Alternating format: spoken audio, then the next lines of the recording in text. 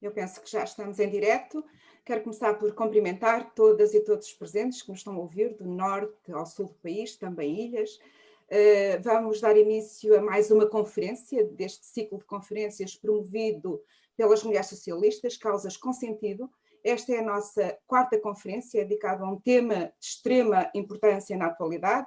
A crise pandémica introduziu várias preocupações e uma delas é justamente esta: como é que podemos, no quadro desta crise, travar o retrocesso dos direitos humanos. Vamos ter 1 hora para o nosso debate.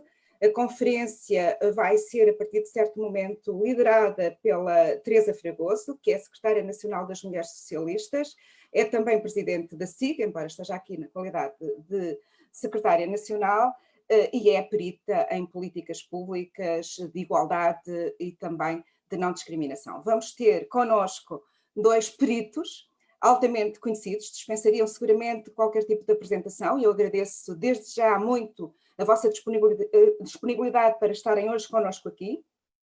Temos a Ana Sofia Fernandes, que é Presidente da Plataforma Portuguesa dos Direitos das Mulheres, também é conselheira efetiva no Conselho Económico e Social de Portugal, é vice-presidente do Lobby Europeu das Mulheres e é membro do grupo de referência global da sociedade civil, quer da União Europeia, quer da ONU, no âmbito da iniciativa Spotlight. Muito obrigada, Sofia, por estares hoje connosco aqui. Vamos ter também o Miguel Valde Almeida. Obrigada, Miguel, por estares connosco e pela tua disponibilidade para este debate. O Miguel é antropólogo, como sabemos, é professor no ISCTE, tem feito muita pesquisa e também ensino em várias discriminações e direitos humanos. Foi deputado do Grupo Parlamentar do Partido Socialista, numa altura crucial, em que foi aprovada a lei do casamento entre pessoas do mesmo sexo. Eu, na altura, era secretária de Estado da Igualdade e, portanto, tive a oportunidade de trabalhar com o Miguel de perto toda esta lei inovadora e que ontem acabámos de comemorar os seus 10 anos. E a primeira questão que vos coloco é justamente esta, para a abertura do debate.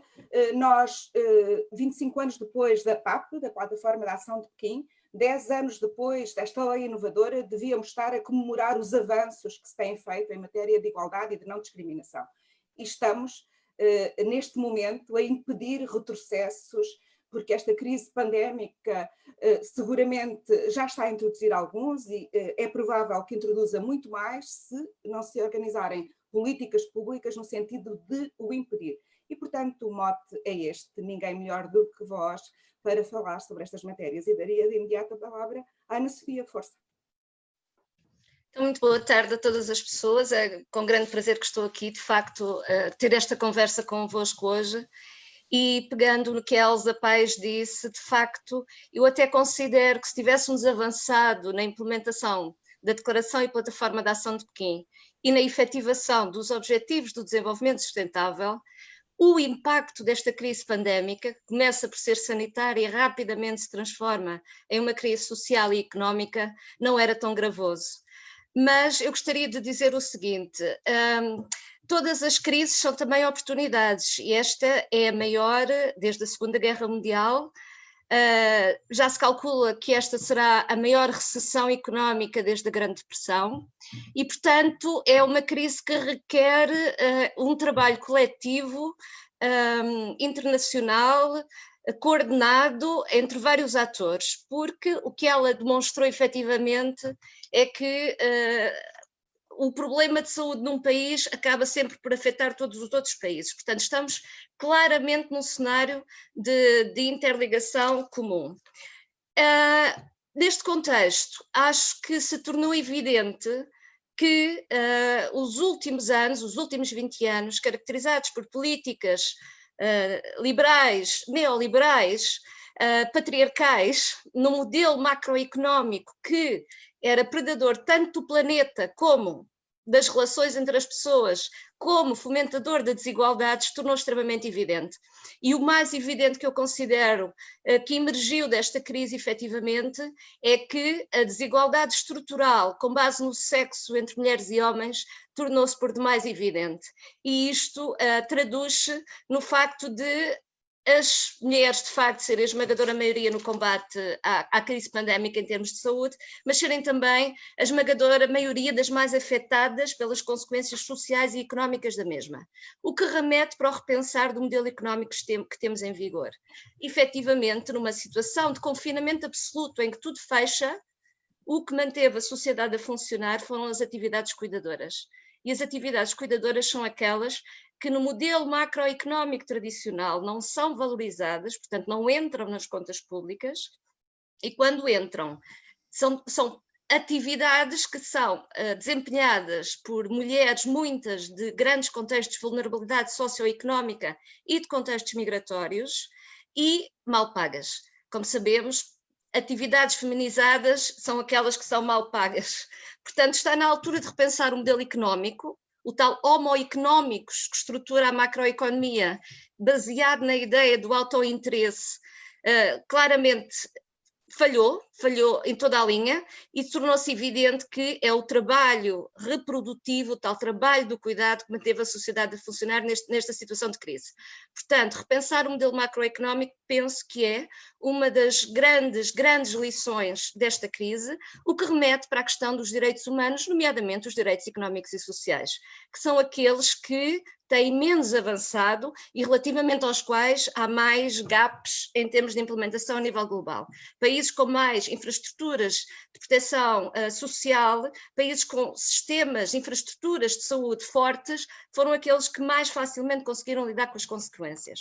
Portanto, repensar a macroeconomia, para a minha primeira intervenção, significa reforçar os direitos económicos e sociais, aqueles que foram esquecidos em 20 anos de neoliberalismo, de políticas individualistas, em que, de facto, a discriminação com base do sexo foi renegada em função de outras agendas e agora emergiu como questão fundamental para a estruturação social.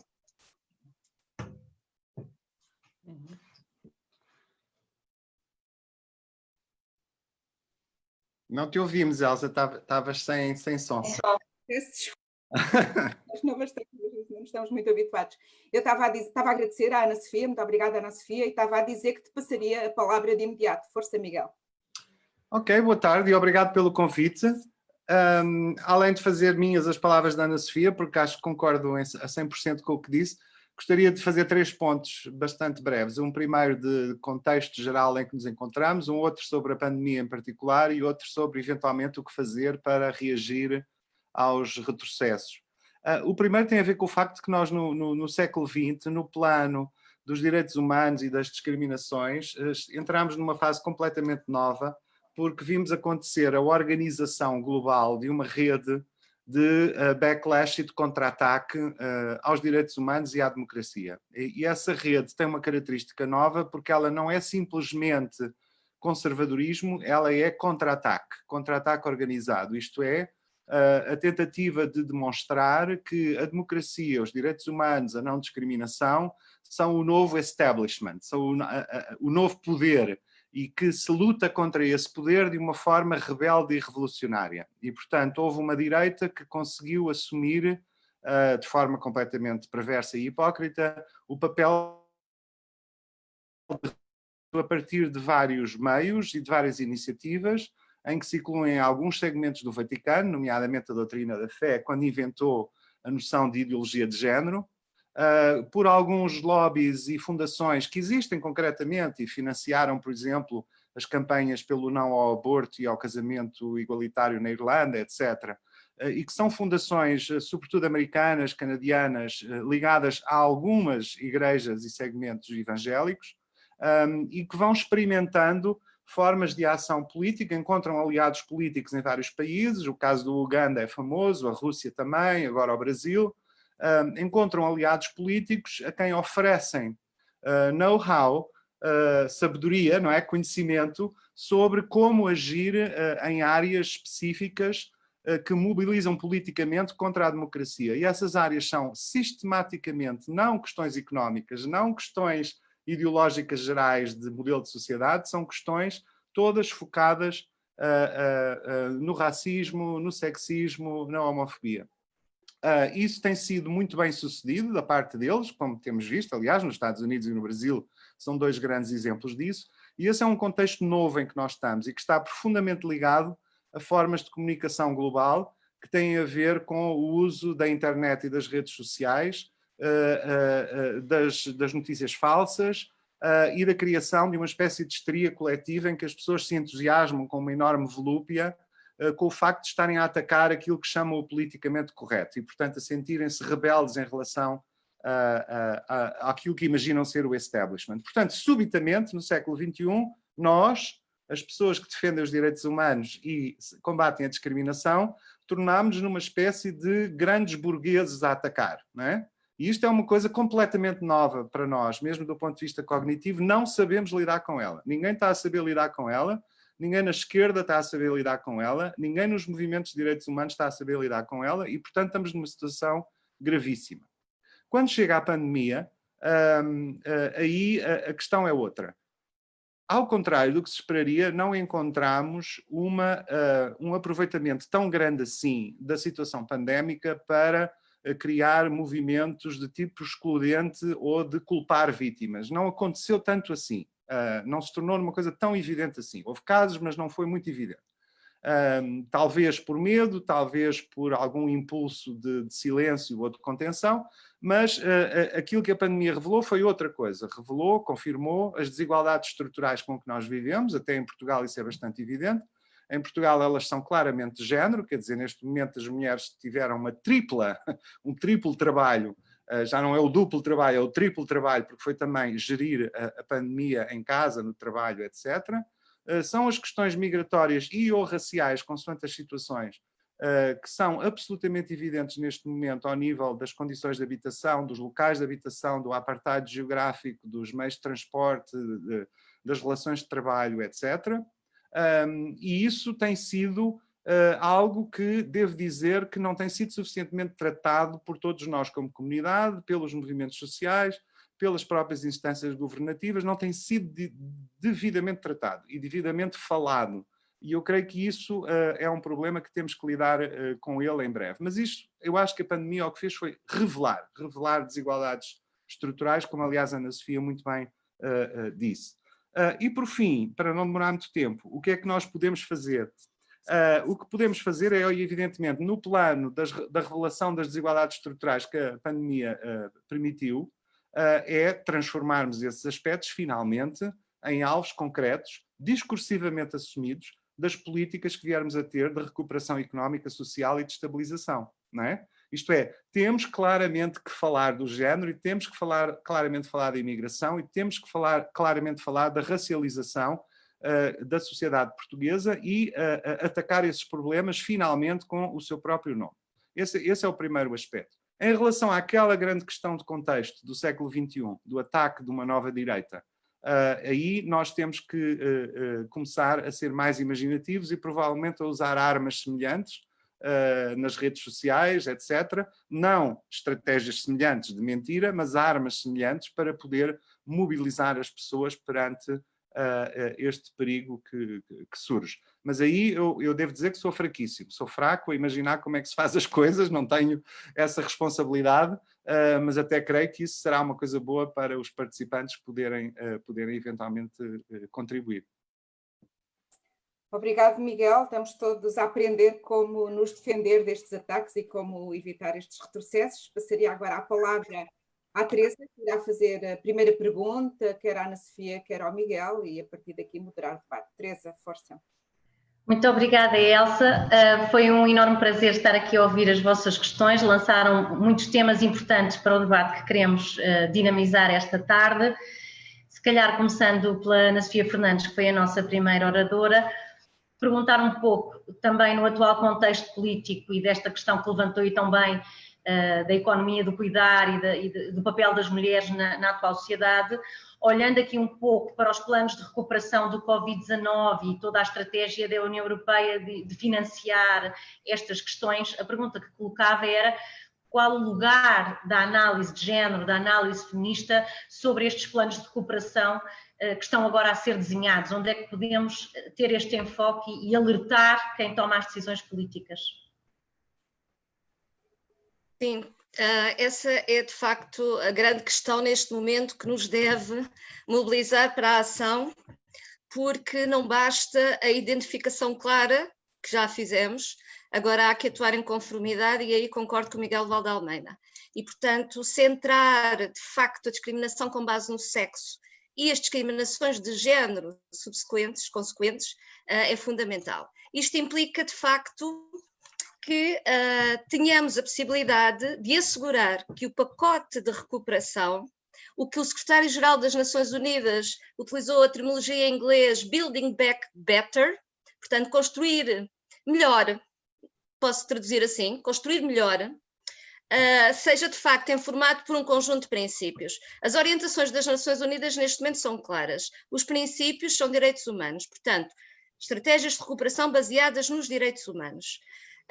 A nível da União Europeia, como sabemos, a Presidente da Comissão apresentou ao Parlamento no passado dia 27 a proposta do quadro financeiro plurianual, portanto o orçamento da União Europeia para 7 anos, que não tem grandes diferenças em relação às negociações que tinham sido feitas e estavam bloqueadas há 2 anos, mas acrescentou um outro pacote, esse sim para a recuperação, que é a chamada Next Generation EU.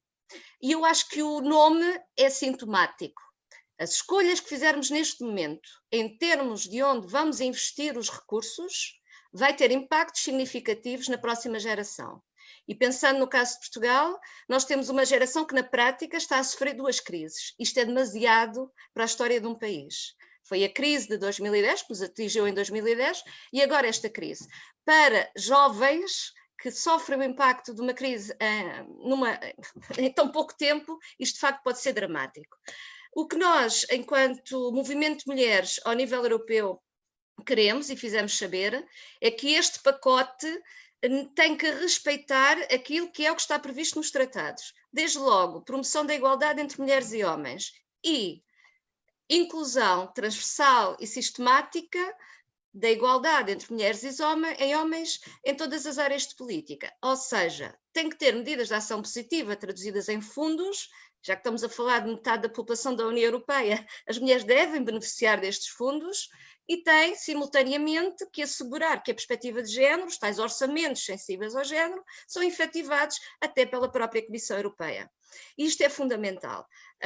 O que nós sabemos, em termos de áreas programáticas estratégicas, e que nós concordamos com elas, que são basicamente a transição verde e o digital, que são áreas fundamentais, precisamente, no presente e no futuro, o que nós sabemos também é que não vão ser suficientes pensarmos que a maioria das pessoas que estão a ser impactadas já pelo desemprego são mulheres.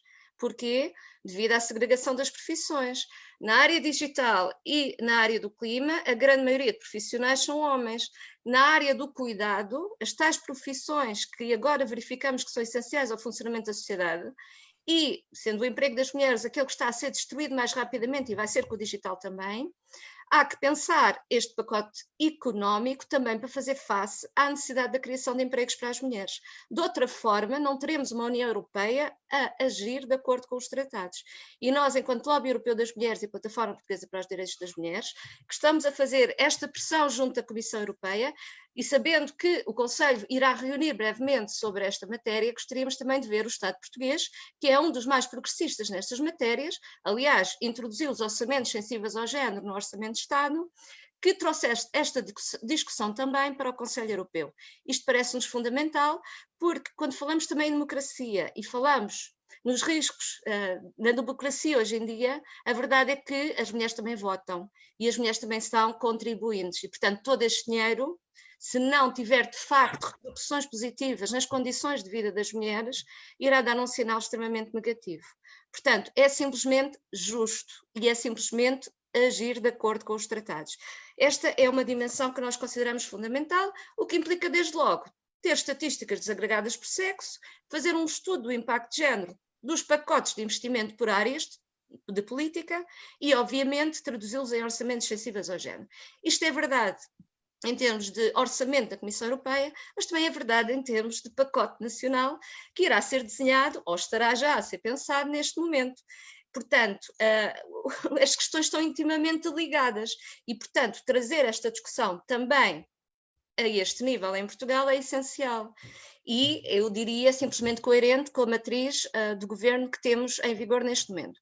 Eu gostaria de dizer, por exemplo, que acho extraordinário, certamente a maioria das pessoas não sabem, que a grande referência para calcular o chamado desenvolvimento económico, não é desenvolvimento nenhum, que é o PIB, essa referência é calculada, por exemplo, estimando o valor de atividades ilegais num país, como o contrabando, como o tráfico de armas, ou como o lucro com a exploração sexual das mulheres no sistema de prostituição. Atividades ilegais que a Eurostat obriga a contabilizar no PIB, sendo que a atividade do cuidado, o tal trabalho invisível, feito em casa, não pago, ou feito fora de casa e mal pago, não é, de facto, devidamente considerado em termos de matriz PIB para desenhar e pensar aquilo que é o desenvolvimento social. Portanto, este é o alerta fundamental. Penso que não há tempo para voltar para trás. É como o Guterres disse, looking back better, e se não damos este salto agora, não o daremos nunca mais. Porque a verdade é que todas estas dimensões já há 25 anos estavam pensadas no compromisso, declaração e plataforma de ação de Pequim. E a verdade é que há uma série de compromissos feitos, outros também, como a Convenção CEDAW, que nos dão aqui uma matriz essencial, e pensando na nossa Constituição também, portanto, que tem a obrigação de promover a igualdade entre mulheres e homens. Este é um momento-chave, este é um momento fundamental, e este é um momento para fazer alianças estratégicas com todos os setores. E quando falamos, por exemplo, nos impactos acrescidos sobre populações, por exemplo, de contextos migratórios, que são aquelas muito, muito fragilizadas também na área do cuidado, que estão na área da economia informal, nós estamos a falar de uma aliança estratégica, porque a grande maioria das pessoas que faz este trabalho na economia informal são mulheres de contextos migratórios. E isto não é para esquecer agora, isto é para trazer para a agenda, centralizar e, de facto, atuar em conjunto neste momento. Muito obrigada, Sofia. Mais aqui uma série de notas importantes para esta nossa reflexão. Já voltaremos, estamos a receber algumas questões importantes dos nossos e das nossas participantes. E eu, se calhar, tinha aqui uma questão pensada para o Miguel Valde Almeida, mas que ele já disse que era melhor a refletir e a revelar do que propriamente a pensar nas estratégias para combater. Já lá iremos um bocadinho, mas tenho aqui uma questão colocada pelas mulheres socialistas de Santarém, que me parece que vai um pouco ao encontro das questões que aqui foram reveladas pela intervenção inicial do Miguel Valde Almeida, mas gostava ainda antes de fazer uma nota no seguimento do que disse a Ana Sofia Fernandes e pedir no final destas primeiras intervenções se a Elsa poderia partilhar connosco algumas das iniciativas que as mulheres socialistas já estão a ter no Parlamento, exatamente para trazer esta perspectiva que a Ana Sofia também referia, peço desculpa, de também a nível nacional com este governo progressista, como dizia, não esquecer que esta perspectiva de género tem que ser vista nos planos nacionais de recuperação e não apenas no plano europeu. Mas dizia eu, colocar aqui esta questão ao Miguel, que foi lançada pelas mulheres socialistas de Santarém, que para além de darem os parabéns a esta iniciativa, que nós muito agradecemos, colocam o seguinte: se do ponto de vista dos nossos oradores, portanto da Ana Sofia e do Miguel, mas eu aqui coloco primeiro ao Miguel, que ainda não desenvolveu mais a sua intervenção inicial, a questão é se estão assegurados os mecanismos de participação estratégica na definição dos próximos instrumentos de apoio à recuperação. Portanto, no fundo, quem é que pode participar nestes planos? Pois é uma boa pergunta, mas é uma pergunta a ser feita, ao Governo. Mas eu acho que isso tem cabimento dentro de uma questão mais geral e continuando também o que a Ana Sofia disse, e que é que tipo de que modelo de desenvolvimento é que nós vamos querer ter, não é? A seguir à pandemia e por causa do que aprendemos com a pandemia. E deixa-me começar por um exemplo completamente fora daquilo que nós estamos aqui a falar. Assim que ao nível europeu foi decidido que os aviões podiam todos voar e podiam voar cheios, nós percebemos que afinal ninguém está a aprender grande coisa com a pandemia, não é? Isto é, o modelo é um modelo de crescimento, é um modelo que afinal não leva em conta a transição climática, é um modelo que afinal não leva em conta os aspectos negativos, porque há os positivos, do trânsito constante de pessoas e da globalização. Eu, por exemplo, estava a organizar uma conferência com 2.000 pessoas em julho em Lisboa e nós cancelámos imediatamente e transformámos-la numa conferência online, não é? E parte da razão tinha a ver com vamos já experimentar modelos de não tornar a pôr 2.000 pessoas juntas a toda a hora, não é? E a facilitar esta pegada de carbono constante. Portanto, logo aí, a questão é que tipo de modelo é que nós queremos a seguir. Eu não estou a falar de uma revolução para reinventar completamente a forma como funciona a sociedade. Sabemos que as coisas não funcionam dessa maneira.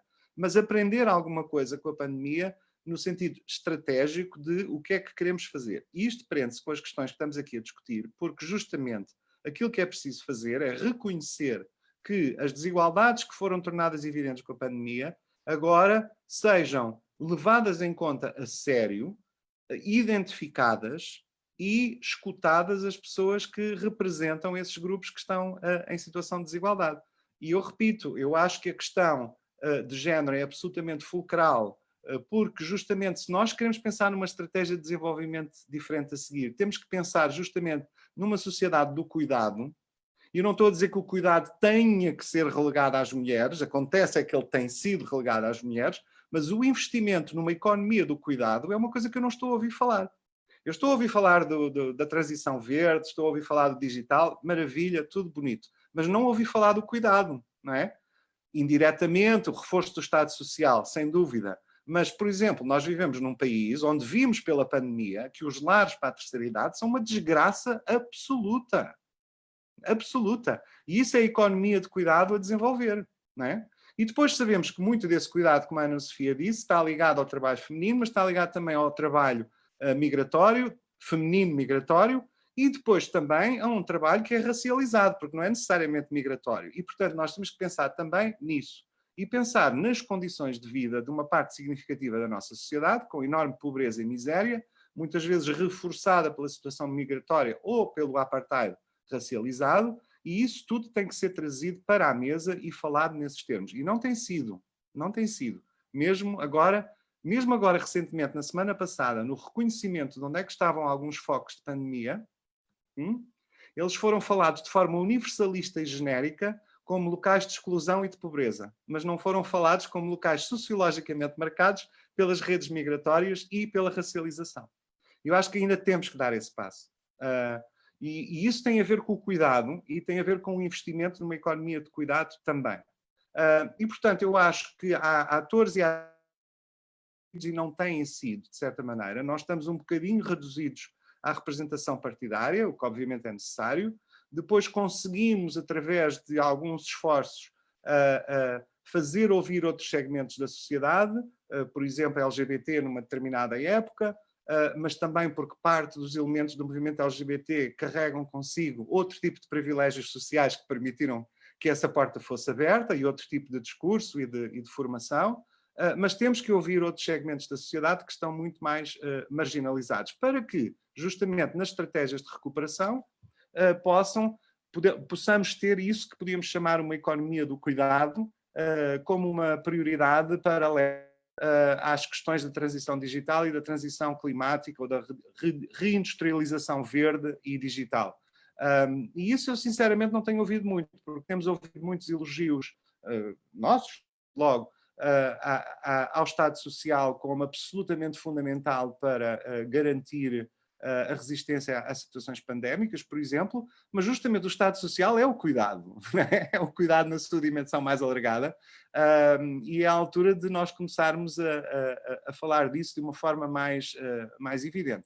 Parece-me que é desde logo por aí que a coisa vai. Muitas vezes as mudanças políticas fazem-se até na linguagem, fazem-se no finalmente falar das coisas que estão implícitas, mas que não são.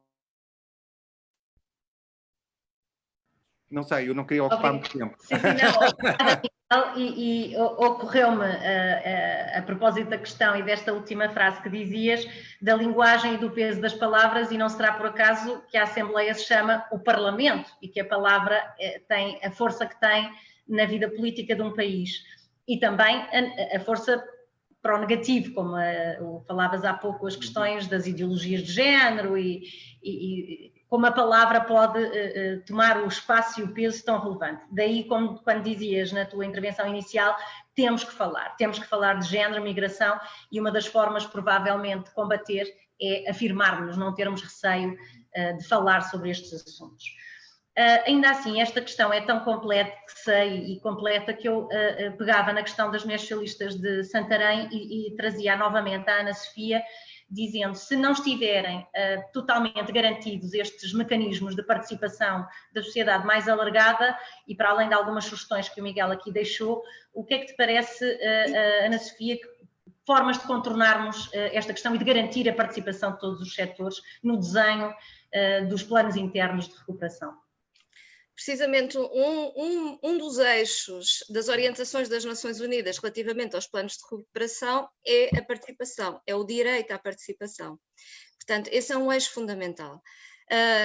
Eu sou, por exemplo, como já referiram, conselheira no Conselho Económico e Social, que neste período não tem reunido nas suas funções alargadas, que é um espaço por excelência, onde podemos ter interlocução com membros do governo e com os parceiros sociais.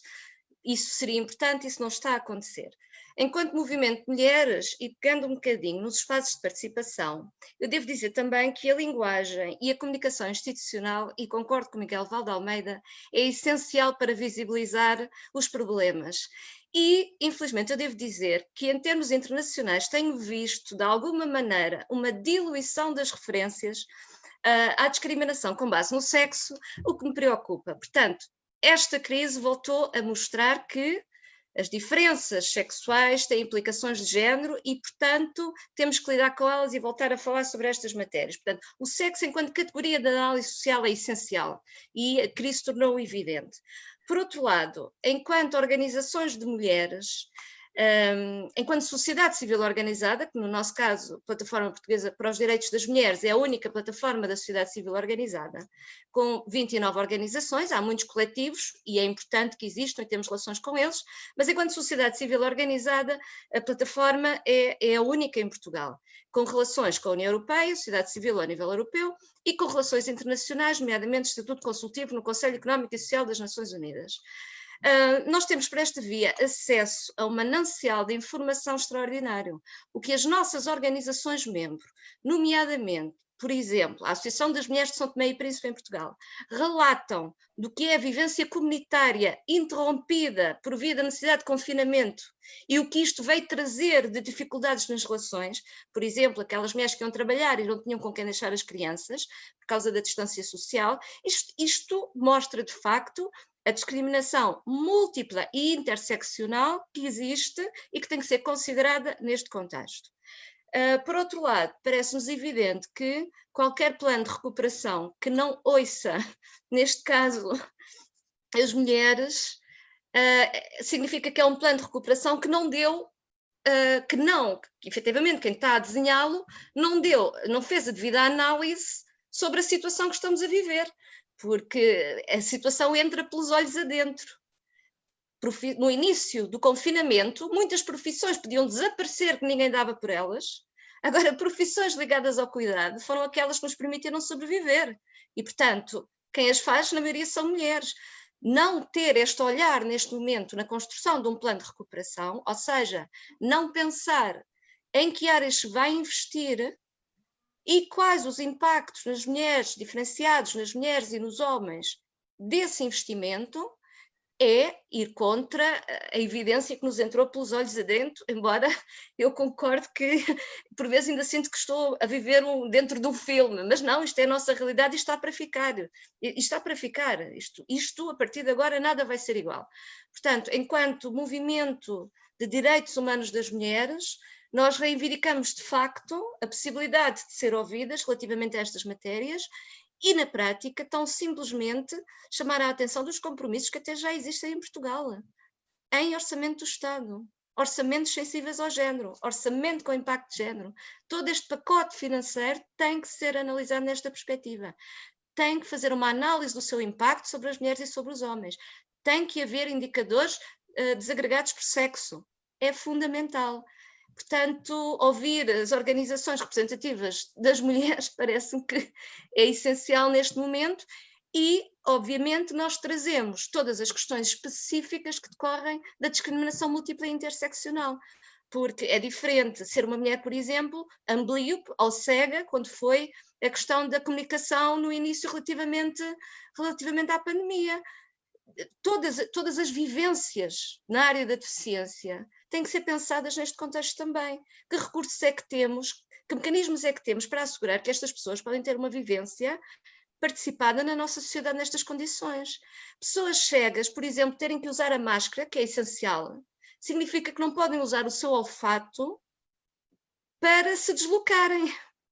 Por exemplo, as luvas significa que perdem a capacidade de conhecimento do que está à volta, porque são aqui um obstáculo com a realidade.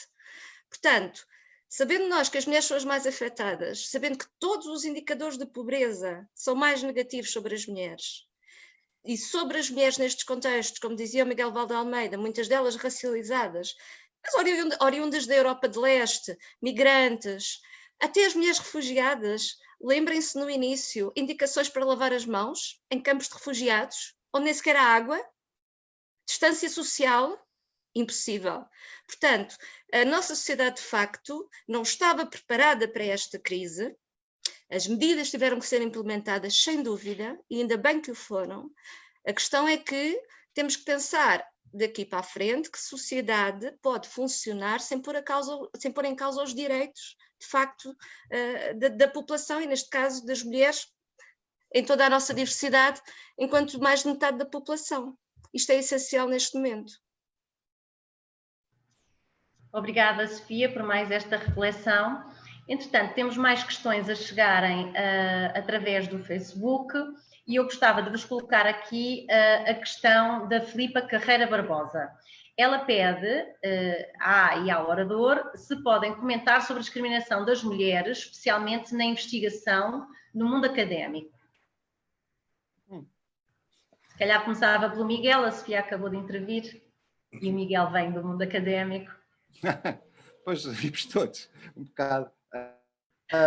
Não, sem dúvida, sem dúvida. Eu, aliás, acho que isso já está tudo muito bem identificado, nomeadamente pelo trabalho da Lígia Amâncio, já há muitos anos, e está profusamente identificada a discrepância que existe em Portugal entre uma maioria de mulheres a completarem os graus académicos, e às vezes até como trabalhadoras nas universidades e sobretudo na investigação científica, mas depois o efeito do telhado de vidro que impede chegar aos lugares de topo com maior prestígio simbólico e remuneratório, ou considerados como aqueles onde a maior capacidade de decisão, de responsabilidade e de poder recaem, não é?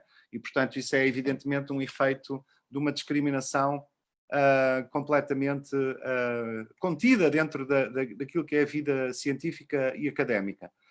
Ao contrário daquilo que é a evidência, quer dizer, na maior parte dos casos, por exemplo, até agora durante a pandemia, nós reparámos num fenómeno muito engraçado, eu pelo menos reparei nele, engraçado entre aspas, eu pelo menos reparei nele, que foi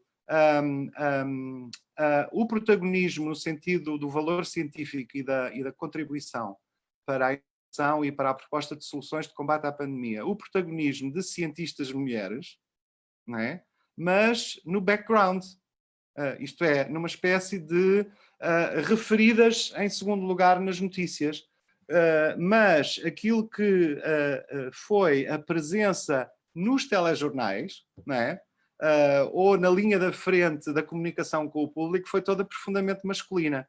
Aí isto é um clássico, quer dizer, acho que durante a pandemia e a forma como a ciência foi chamada a falar, revelou-se claramente o que é que se passa. Quer dizer, aliás, as pessoas que estão à frente de muitas das equipas que efetivamente produzem novidade científica são marcadamente femininas, mas depois muitas vezes o testa de ferro que dá a cara e que acaba por ficar com os louros em termos de prestígio e de reconhecimento público são os homens que dirigem as instituições, por assim dizer.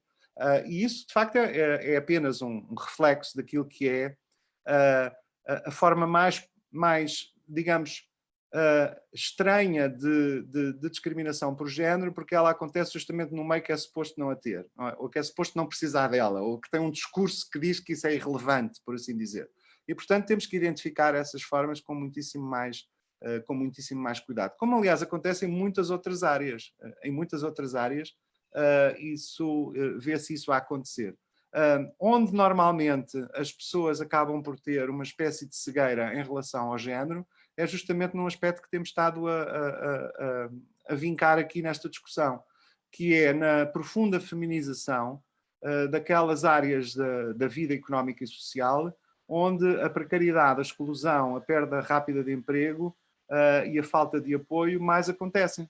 E essas áreas são profundamente feminizadas, não é? E ainda por cima é imposto a obrigação de dado familiar, não é? E da reprodução da família a essas mesmas mulheres. E essa feminização da exclusão e da pobreza é muito, muito, muito descurada no nosso discurso político e público.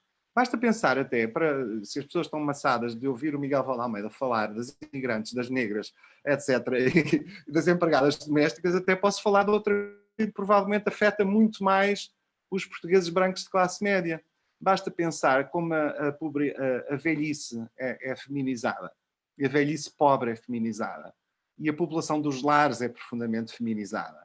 Tem a ver muito também com a maior esperança de vida das mulheres, mas uma maior esperança de vida em maior pobreza, com maiores dificuldades de saúde e em situações de remissão para lares. E basta ver como temos um universo de mulheres velhas, pobres, excluídas ou confinadas em lares, e que nós nunca no nosso discurso público somos capazes de dizer que isso é um universo feminizado, efetivamente, e que há elementos de género muitíssimo fortes na maneira como a pobreza, a exclusão, a falta de educação formal, etc., são reproduzidas em Portugal. Até que ponto é que isso continua a acontecer? É uma coisa que compete aos especialistas verificar. Eu acho que acontece menos justamente pela grande feminilização do ensino universitário, mas depois com esse efeito dos telhados de vidro e com o duplo trabalho feminino e as escolhas de género que são feitas no momento em que é preciso dispensar pessoas ou em que é preciso escolher quem é que vai mais para a frente. E isso aí creio que continua a acontecer na academia de uma forma muito insidiosa, porque é uma forma que não é assumida, não é reconhecida, supostamente não é suposto ser assim, e portanto transforma-se num tabu. Não se pode falar do assunto, é feio, é um pouco como o discurso sobre o racismo, não é? Não se pode falar disso porque é feio e portanto não se assume que existe. A discriminação de género em certas áreas da nossa vida, nomeadamente com mais estatuto social, acontece exatamente da mesma maneira. É suposto não se falar porque é suposto haver igualdade. Mas não existe igualdade. Só para dar uma nota, a propósito da situação que estamos a viver nesta segunda e agora terceira fase de desconfinamento, que de facto a região de Portugal onde tem havido mais contágios de Covid-19 é exatamente Lisboa, Val do Tejo, e em que as bolsas dos bairros periféricos, das áreas da construção civil, atingem exatamente o tipo de população que aqui estamos claramente a referir e portanto, o Miguel dizia, temos que falar disto e, acima de tudo, a política tem que agir sobre isto, porque não tendo agido nestes bairros, agora é um problema para a comunidade como um todo. E em todo o país abriram uma série de respostas que a área metropolitana de Lisboa não pode abrir, porque se descuraram exatamente estas áreas de intervenção que o Miguel aqui tão bem referiu e que a Sofia também teve a oportunidade de sublinhar. Eu se calhar colocava aqui à Sofia uma outra questão que também nos chega das mulheres socialistas de Santarém, que estão muito ativas hoje, que relembram que hoje é o Dia da Criança e que também neste contexto a situação das crianças tem sido muito abordada e, portanto, perguntam se estamos aqui a assistir a um eventual retrocesso também no campo dos direitos das crianças e o que é que também podemos refletir e contribuir para que as crianças não sejam esquecidas e os direitos humanos das crianças estejam também na linha da frente. Ainda bem que recordaram de facto o Dia Mundial da Criança e uma das áreas críticas da Plataforma de Ação de Pequim é precisamente a rapariga, não é? Portanto, e estamos aqui a falar da criação de um modelo de desenvolvimento que será para as próximas gerações. Eu já vou responder diretamente à questão, gostaria só de voltar atrás para dizer o seguinte: se há algo que já mudou em relação ao passado, por exemplo, comparando com a anterior crise, é que neste momento, em todo o mundo, a solução é investimento, é estímulo fiscal. No passado, foi austeridade. Neste momento, até os Estados Unidos têm um pacote de estímulo fiscal. Portanto, se há algo que já se aprendeu pelas piores razões, é que a solução, de facto, não é a austeridade. E isto é importante porquê? Porque toda a política de austeridade teve consequências extremamente negativas nas condições de vida, de rendimentos e de vida e de pobreza das mulheres e das raparigas, das crianças. Um dos aspectos essenciais do pacote que a União Europeia propõe é precisamente uma garantia para a infância. Isto parece-nos fundamental. A pobreza das crianças, atalhar este problema da pobreza das crianças é fundamental. E quando pensamos, estamos a falar de um pacote de recuperação em que na prática, após a mutualização da dívida, o que houver de pagamentos será durante as próximas décadas, estamos a falar de algo que vai impactar nas crianças e jovens de hoje em dia. Agora, falando diretamente e especificamente, penso eu, relativamente ao ângulo que as colegas queriam que eu abordasse. Eu devo dizer que considero, e é uma reflexão que nós temos na Plataforma Portuguesa para os Direitos das Mulheres, que falta uma política holística e robusta em Portugal de proteção dos direitos da criança. Parece-nos que tem sido desconsiderada a importância fundamental desta área para o desenvolvimento futuro, ao fim e ao cabo é a próxima geração. Durante algum tempo estava a definir-se uma estratégia, o que nós verificamos de situações terríveis que ainda acontecem com as crianças e que não são detectadas, de violência na família, de abusos sexuais, e devo dizer que, na minha perspectiva, Portugal é um país que está em negação relativamente à violência sexual. E nós sabemos que a maioria dos abusos sexuais ocorrem na família e sobre crianças também. Não pensarmos devidamente o que é que isto significa em relação a uma política mais holística, de violência masculina contra as mulheres e raparigas, porque a igualdade é para questionar a estrutura social, é para questionar as relações desiguais de poder. E as situações de violência esmagadoras são, de facto, sobre homens, sobre as mulheres e as raparigas. Portanto, uma política de igualdade, para ser efetiva, tem que reconhecer definitivamente esta dimensão. Não discriminação é inclusão. Pode ser ou não transformadora. Agora, uma política de igualdade tem necessariamente por foco transformar as relações desiguais de poder e as estruturas sociais. E se esta política não reconhece as relações desiguais de poder e a violência masculina sobre as mulheres e raparigas, então temos um problema. E no caso das crianças, eu diria mais agravado, porque elas não têm, muitas vezes, as formas de comunicação próprias que permitam, ou o espaço de interação com pessoas adultas preparadas para comunicarem com elas, que permitam de facto que elas possam expressar e verificarmos o que se passa no dia a dia destas crianças. Eu penso que é essencial a Convenção sobre os Direitos da Criança. Nós, Plataforma Portuguesa para os Direitos das Mulheres, nós fizemos um relatório sombra à Convenção sobre os Direitos da Criança. Nós discutimos-la com as Nações Unidas em Genebra. O relatório existe e muitas das questões que hoje em dia ainda são problemas graves, nós já as abordávamos. Desde logo, esta questão da violência sexual, do abuso sexual de crianças na família, e também outra das questões que nós levantávamos de forma muito objetiva era ainda as questões relacionadas com as raparigas, as meninas e as raparigas ciganas, da comunidade cigana.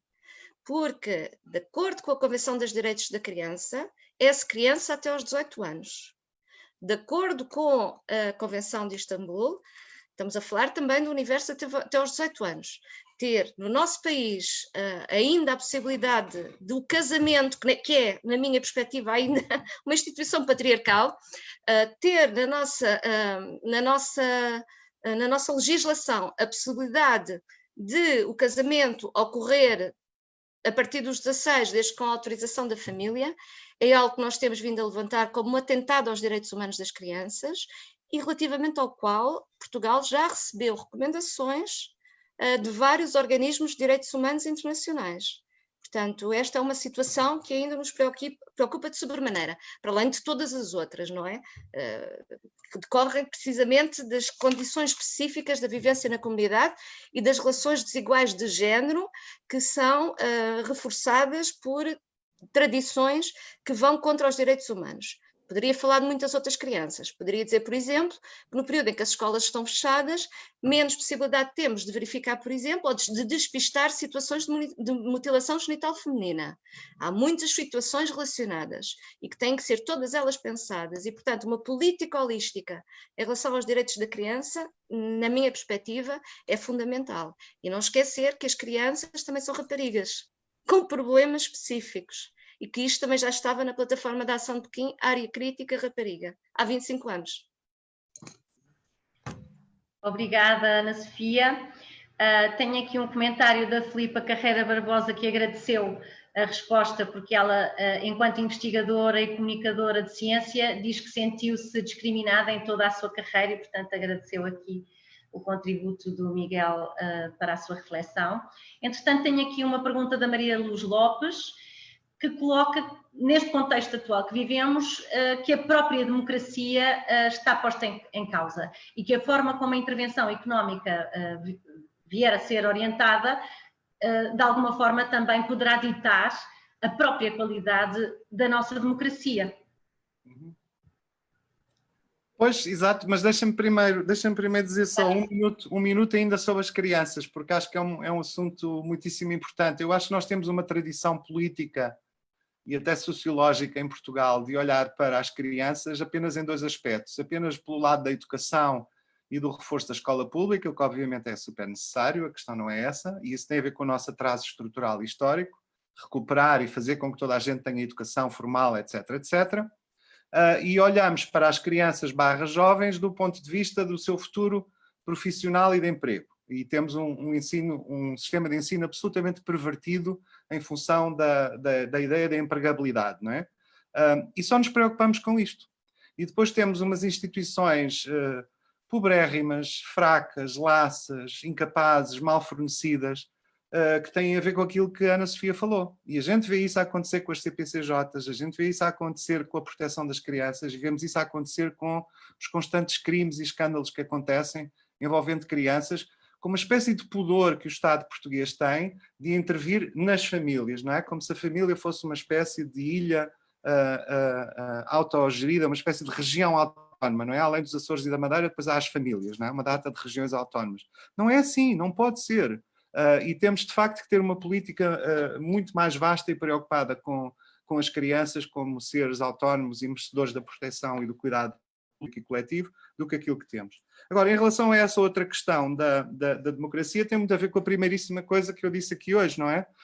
E com o contexto em que tudo isto vai acontecer. E, de facto, com a pandemia, o que aconteceu foi que ela permitiu que, em alguns contextos, aquela tendência populista, demagógica, antidemocrática e antiliberal que já estava a acontecer, pudesse ganhar contornos de caráter quase que definitivo. Eu acho que os casos mais graves para isso são, obviamente, o Brasil, não é? Ainda estamos para ver o que vai acontecer, porque a pandemia começou mais tarde lá, mas tudo indica que existe um apanhar boleia da pandemia para poder avançar ainda mais com o projeto totalitarista do Bolsonaro e de quem o apoia por trás. E o caso da Hungria é o mais flagrante. E é o mais flagrante porque, basicamente, foi mesmo aproveitada a situação de pandemia para acabar com a democracia, não é? E permitir o governo por decreto do Orbán. E esse caso é talvez ainda mais escandaloso porque acontece no seio da União Europeia e, para todos os efeitos, ninguém está a fazer nada. Portanto, esse perigo existia, esse perigo existe. Eu devo dizer que em Portugal resistimos brilhantemente a isso, porque, reparem, para todos os efeitos, quando se declara um estado de emergência, como aconteceu, suspende-se a democracia em grande medida. Nós todos dizemos, e dizemos na televisão e nos comentários, não se suspendeu a democracia, mas estamos a dizer isso pedagogicamente, e a tomar uma posição política. Mas do ponto de vista formal, de facto, há suspensões pequeninas da democracia e do Estado de Direito quando se declara um estado de emergência, mesmo estando ele previsto, não é? Na lei. Mas soubemos resistir a isso. Embora no plano da discussão política, talvez não tanto, porque se criaram consensos demasiado alargados que depois, enfim, podem ter efeitos no futuro ao nível de incapacitar a possibilidade de opções ideológicas diferentes, mas vamos ver o que acontece nesse plano. Mas isso não é uma questão legal, é uma questão política. Agora, creio que em Portugal estamos salvos dessa questão, mas ela está a verificar-se muito em muitos países e pronto, vivendo numa sociedade global, temos que ser solidários com situações como a húngara e sobretudo a brasileira, que são extremamente graves. Agora, impedir, do ponto de vista da pedagogia política, é muito importante impedir, do ponto de vista da pedagogia política, que se crie na sociedade, nomeadamente na sociedade portuguesa, a ideia de que certas situações de perigo, como uma pandemia ou outras, possam legitimar ou justificar formas de diminuição da democracia, porque isso é uma tentação que muita gente terá, como é evidente. Nós vimos propostas absolutamente absurdas da parte do deputado do Chega, não é? Em relação nomeadamente à comunidade cigana, mas também podemos sentir muitas vezes no ar a sensação de que, bom, ok, pode-se acabar com a democracia durante um tempo, porque isso é a forma mais eficaz de conseguir resolver um problema grave e de criar uma unidade, o que é uma ilusão, porque nunca será uma unidade, será sempre um autoritarismo de cima para baixo. E, portanto, temos que ter uma vigilância acrescida nestas questões, porque a natureza das pandemias é justamente o seu caráter populacional.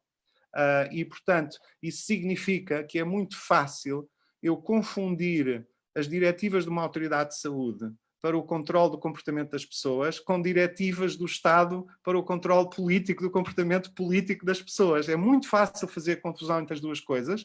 Acho que em Portugal temos uma maturidade democrática muito curiosa, não é? Que vem provavelmente da nossa história dos últimos 50 anos, e conseguimos evitar isso.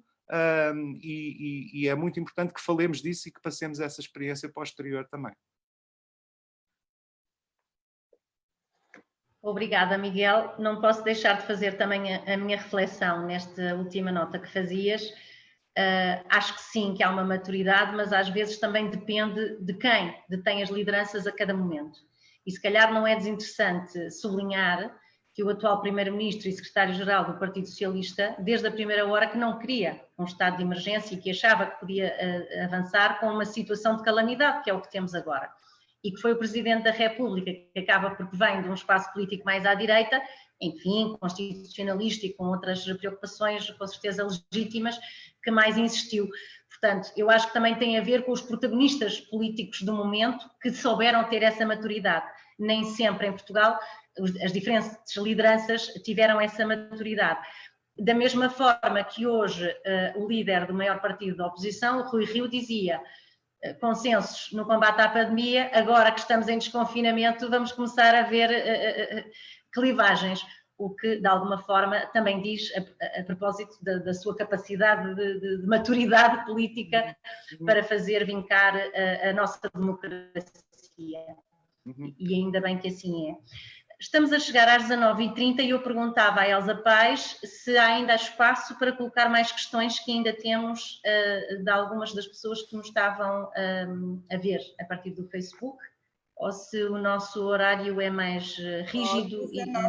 Estas questões das novas tecnologias obrigam-nos a um maior rigor em termos de horário, quer no início, quer no fim, mas também temos que cortar as unhas, portanto, se houver aí alguma questão, todas são interessantes seguramente, mas que queira salientar, acho que... Sim, penso que poderia colocar aqui uma última questão, e embora não seja diretamente, enfim, a proveniência da nossa oradora e do nosso orador de hoje, acho que podem fazer uma reflexão e ajudar-nos, e portanto coloco esta última pergunta à Ana Sofia e depois ao Miguel Valde Almeida, à Ana Sofia Fernandes e depois ao Miguel Valde Almeida, antes de depois passar a palavra para encerrar à Presidente das Mulheres Socialistas, Elsa Paes.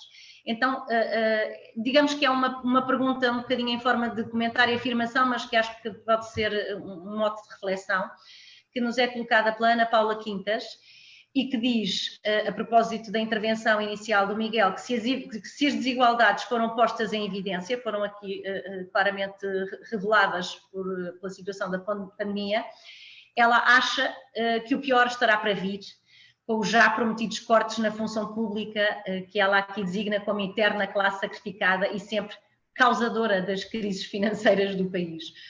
Ana Sofia Fernandes, o que é que estas reflexões te levam a partilhar connosco, da tua experiência e da tua reflexão? Bom, eu concordo, sem dúvida. A crise tornou mais evidentes as desigualdades, a estrutural com base no sexo e todas as outras decorrentes da discriminação múltipla e interseccional dos contextos de vida, de vivência, etc., das pessoas, nas suas múltiplas espaços de existência. Agora, eu gostaria de reforçar esta ideia que me parece importante. Se há diferença em relação à última crise, de facto, é que o principal enfoque neste momento é estímulo fiscal. Lembrem-se que o Pacto de Estabilidade e Crescimento neste momento não tem a questão do déficit e da dívida como as guilhotinas em que estivemos até agora. Lembrem-se que pela primeira vez as ajudas de Estado são aprovadas pela Comissão Europeia. Isto nunca aconteceu antes. Há que pensar também, e eu acho que é importante aqui, literacia em termos económicos também, e eu penso que falta muito reflexão de análise crítica feminista, economia feminista, nas escolas em Portugal e não só, mas eu diria nas escolas em Portugal muito, porque quem trouxer esta dimensão à análise percebe de facto que o contexto é diferente. E esse contexto tem implicações, ou terá implicações diferentes na vida das pessoas, sem dúvida. O que nós sabemos neste momento, em termos de pacote europeu, é que 3/4 do valor serão subsídios, 1/4 será dívida. Sabemos também, pela primeira vez, a Comissão Europeia avança com uma proposta de mutualização da dívida. Isto é histórico. Isto nunca aconteceu até hoje. E, portanto, trazer esta reflexão e as pessoas apropriarem-se dela e perceber o que é que pode significar também é importante. Obviamente poderá haver alguns elementos de constrangimentos em termos daquilo que é o orçamento do Estado. Aí eu não domino porque não estou dentro da reflexão que está a ser feita. Mas toda a evidência que eu vejo neste momento é que, de facto, o ângulo neste momento é diferente. Não é o ângulo da crise de 2008 que nos chegou em 2010. O ângulo é diferente. Agora, nós sabemos que Portugal é uma economia, comparativamente a muitas outras na União Europeia, que tem fragilidades estruturais, não é? Que decorrem, lá está, do nível de educação ainda inferior à média da União Europeia, mas não só. A nossa estrutura produtiva, etc, etc, etc. Portanto, isto são dimensões que nos colocam constrangimentos acrescidos. Daí a necessidade, de facto, de quem pensar este pacote neste momento, ter a devida consideração todas as suas implicações na vida das mulheres e dos homens e nas realidades do dia-a-dia das mulheres e dos homens, para que não hajam consequências não intencionais de agravamento das desigualdades. Isso é que me parece fundamental. Obrigada. Miguel, para além da questão colocada pela Ana Paula Quintas, aqui com enfoque nos cortes na função pública e o impacto nesta classe profissional e, enfim, de trabalhadores e trabalhadoras, o que a Sofia dizia também me leva a acrescentar esta questão. Será que esta postura da Comissão Europeia e da União Europeia de mutualizar a dívida, de colocar menos dívida e mais subvenções, poderá ser também uma forma de contrariar estes populismos e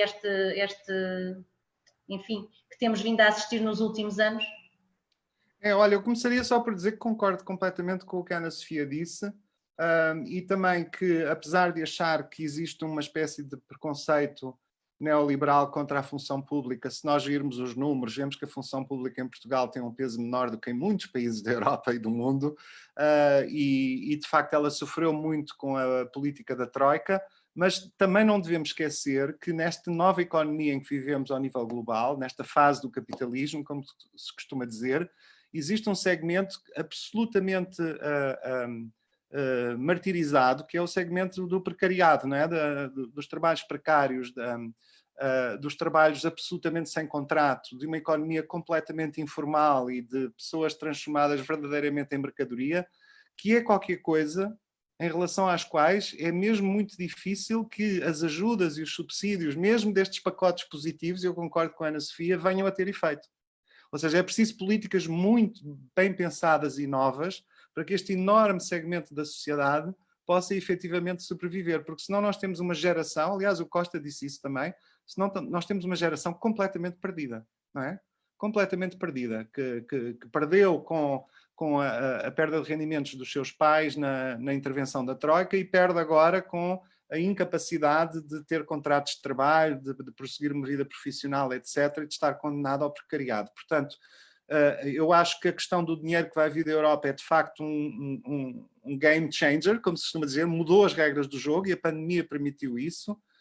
O Brexit permitiu isso, a necessidade, a pressão dos movimentos populistas e demagógicos permitiu isso, como tu dizes muito bem, mas é preciso que depois, na sua aplicação, e isso é uma questão também de política nacional, que na sua aplicação pensemos exatamente para que é que precisamos daquele dinheiro, não é? E temos que ver que ele não pode ser sugado para coisas não produtivas, ele tem que ser usado também para a tal economia do cuidado, e tem que ser usado para políticas sociais que sejam inovadoras, porque elas já não podem passar por aquela relação que é o contrato de trabalho, a segurança social, o apoio do Estado. Não, elas têm que passar pelos indivíduos, porque as pessoas estão absolutamente soltas e isoladas no trabalho precário e na informalidade. Portanto, tem que haver uma outra forma de fazer. Há pessoas que falam do rendimento garantido, é uma hipótese, mas há muitas outras formas, certamente, que podem ser pensadas para como é que nós vamos tratar dessas pessoas. Portanto, esta é também uma oportunidade, já que as regras do jogo aparentemente mudaram, vamos ver se consegue, como é que as negociações vão ser feitas, mas já que aparentemente as regras do jogo mudaram, mude também a aplicação política desses fundos que poderão vir. Eu acho que é uma oportunidade que não se pode de todo desperdiçar. Muito obrigada, Ana Sofia Fernandes e ao Miguel Valde Almeida. Da minha parte, facilitaram-me imenso a minha tarefa de moderadora. Agradecer também às pessoas que foram participando e que também colocaram questões tão interessantes e que permitiram aprofundar e partilhar convosco esta reflexão que nos enriquece a todas e a todos nestes finais de tarde, nestas iniciativas que as mulheres socialistas têm levado a cabo. Portanto, mais uma vez, muito obrigada a todas as pessoas que participaram, a Ana Sofia e ao Miguel, e passo então a palavra à Presidente das Mulheres Socialistas, Elsa Paes, para fazer o encerramento. Obrigada, Teresa. Eu também queria agradecer ao Miguel e à Ana Sofia, foram extraordinários apresentar-nos aqui um conjunto de análises muito profundas e que têm que ser ouvidas na definição das políticas. Há muito a tradição de ouvir os economistas. Eu penso que tem que começar a ser introduzida com mais força também a prática de ouvir as pessoas do social. E, portanto, eu acho que esta conversa não se pode esgotar aqui, tem que se continuar noutros fóruns para bem das políticas e do tal modelo de desenvolvimento social, que, como também já é muito dito na política, não pode deixar ninguém para trás. Mas temos que deixar da frase feita para a construção desta realidade onde, de facto, não fique ninguém para trás, nem homens, nem mulheres, e ter em tudo isto uma perspectiva introduzindo as questões da racialização para que consigamos efetivamente dar aqui um salto significativo, combatendo desigualdades estruturais que até à data não conseguimos. Eu não gosto muito de associar a palavra oportunidade à crise, mas seguramente estão aqui colocadas em cima da mesa alguns desafios que, se não forem tidos em consideração, em vez de diminuirmos este fosso, não só de género, mas a outros níveis da multidiscriminação, podemos aumentá-lo, e isso seria catastrófico. Só 3 ou 4 ideias, pegando aqui nesta ideia, não há tempo para voltar para trás, que é uma ideia do Guterres, e ele aconselha a integração, como a Ana Sofia também já disse, da perspectiva de género em todas as medidas de política. Nós, também mulheres socialistas, temos essa questão na agenda, e a primeira grande área onde nós começámos, achámos que devíamos falar e não podíamos não falar dos direitos humanos, nem das desigualdades de género, porque num primeiro momento nós queríamos era proteger as pessoas e as nossas preocupações estavam todas viradas para a proteção. A partir de determinado momento começou a ser oportuno falar-se de outras questões, nomeadamente das desigualdades.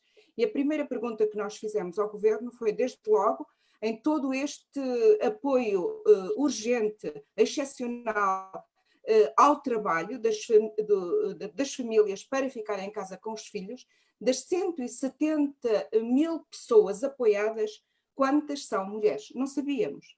e a resposta veio passado alguns dias, 80% são mulheres. Portanto, isto introduz aqui aquela questão que também aproveitava para sublinhar a necessidade de termos uma economia do cuidado. Já a Maria de Lourdes Pintacil, que falava na sociedade do cuidado, as mulheres socialistas europeias falam numa economia feminista. Portanto, esta dimensão, a semana passada tivemos aqui a Helena André, da Organização Internacional do Trabalho, em que nos dá conta de que o trabalho não pago tem que ser considerado parte integrante do trabalho digno.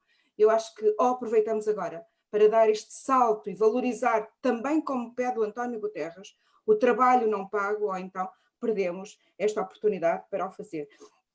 Uma nota também aqui, e aqui ainda acrescentaria outra questão, a economia do cuidado tem que caminhar em paralelo com a economia verde e das novas tecnologias, também essas muito desequilibradas em questão de género, porque se introduzirem aqui estímulos, já se faziam sentir antes da crise, e agora com a crise, se nada fizermos, este fosso provavelmente aumenta. E, portanto, em termos políticos, tem que se introduzir estímulos para a participação das mulheres, quer nas novas tecnologias de informação, quer também uma participação ativa nas questões da economia verde. O Miguel falou muito de mudanças políticas fazem-se com linguagem e, portanto, eu acho que sim, que é também falar sem medo e já todos somos muito ativistas e não podemos deixar de o ser neste momento, dando visibilidade a todas as discriminações que vamos identificando. A questão também introduzida por ambos, que passamos de um modelo de austeridade, muito vivido na anterior crise, para um modelo de investimento. Esta crise também é diferente de todas as outras, porque atinge todos ao mesmo tempo, é uma crise global. E se não tivéssemos feito essa aprendizagem, também de nada tinha servido este caminho, mas mesmo aqui no que diz respeito ao nosso país, o nosso primeiro-ministro já na crise anterior se insurgiu muito contra as políticas de austeridade e foi pela não austeridade, pelo investimento, que ele conseguiu colocar Portugal no caminho da recuperação. Portanto, acho que é na senda deste investimento, agora com todos os apoios europeus que também daí vêm na linha da mutualização da dívida, aproveitar este investimento, este estímulo fiscal para, de facto, fazer jus que esta crise se resolve com investimento e com a participação das pessoas. Não posso deixar de referir esta questão do perigo e da democracia, que o Miguel já referiu tão bem, e que se tivermos desatentos ou desatentas, em Portugal penso que esses perigos não se colocam, como noutras sociedades, e o Miguel já referiu a Hungria, mas é efetivamente uma ameaça muito grande para os nossos sistemas democráticos, se não soubermos travar estes perigos do populismo, e também não temos muito receita de como fazer, não é? Portanto, como dizia o Miguel, nós sabemos que tem que se fazer, mas ainda não sabemos como. Estamos todos a aprender, mas acho que nesta aprendizagem coletiva seguramente vamos encontrar aqui uma forma de estancar estes populismos que são doentios para o tipo de sociedade que nós queremos e que não deixe ninguém para trás, tal como é defendido neste momento também pela União Europeia e por todos os países que apostam fortemente no desenvolvimento das nossas democracias. Na próxima semana, só esta nota, vamos ter a esta hora, a segunda-feira, vamos ter a Gabriela Canavilhas e vamos ter o Richard Zimler a falarem-nos de comunicação e de estereótipos no quadro também desta pandemia, porque as questões da eliminação dos estereótipos também têm que estar na agenda, que é uma estratégia para nos ajudarem neste quadro de crise global a aprofundar a democracia. Mais uma vez, Miguel, obrigada, Ana Sofia, muito obrigada por todos os contributos, vamos seguramente manter pontes, porque a vossa reflexão é absolutamente essencial e não há nenhuma política informada que possa dispensar tão grandes contributos de pessoas que há muito refletem sobre estas matérias. A ti, Teresa, muito obrigada pela excelente moderação que fizeste, e às nossas camaradas, e não só, mulheres e homens que nos estão a ouvir, muito obrigada por terem participado, muito obrigada por terem feito as perguntas que fizeram, seguramente nem todas foram respondidas, mas o debate, pela forma como se desenvolveu, foi muito abrangente. E, sendo assim, encerrávamos esta webinar. Até à próxima semana. Obrigada a todas e a todos. Obrigada. Podemos ficar mais um bocadinho? Ok. Espera aí. Eu tenho que ir cuidar.